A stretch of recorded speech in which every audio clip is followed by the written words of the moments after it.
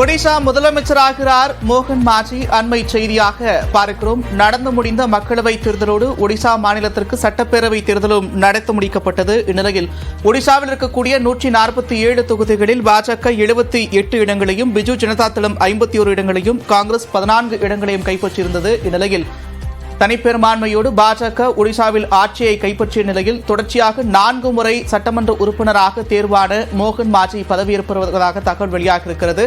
கூடுதல் விவரங்களோடு செய்தியாளர் சுசித்ரா இணைக்கிறார். சுசித்ரா, விவரங்கள்.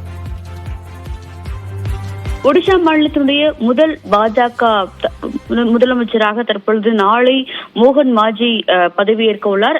குறிப்பாக நாளை மாலை 4:50 மணி அளவில் நடைபெறவுள்ள இந்த பதவியேற்பு விழாவில் அவர் முதல்வராக பதவியேற்பார் என்ற அறிவிப்பை தற்பொழுது பாஜகவுடைய மூத்த தலைவரும் மத்திய அமைச்சருமான ராஜ்நாத் சிங் அறிவித்துள்ளார். சற்று மாலை 4:30 மணி முதல் ஒடிசாவினுடைய சட்டப்பேரவை கட்சிகளுடைய கூட்டம் என்பது அங்கு நடைபெற்ற நிலையில் அந்த கூட்டத்தில் தற்போது மோகன் மாஜி அதிகாரப்பூர்வமாக தேர்வு செய்யப்பட்டுள்ளதாக ராஜ்நாத் சிங் அறிவித்துள்ளார்.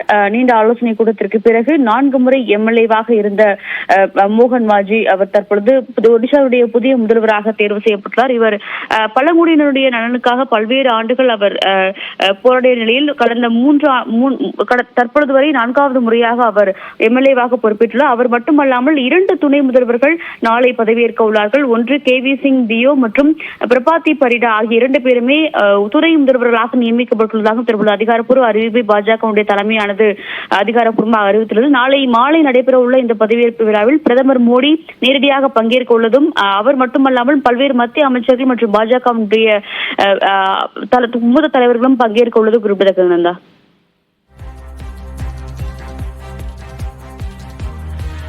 நன்றி சுசித்ரா, விரிவான விவரங்கள்.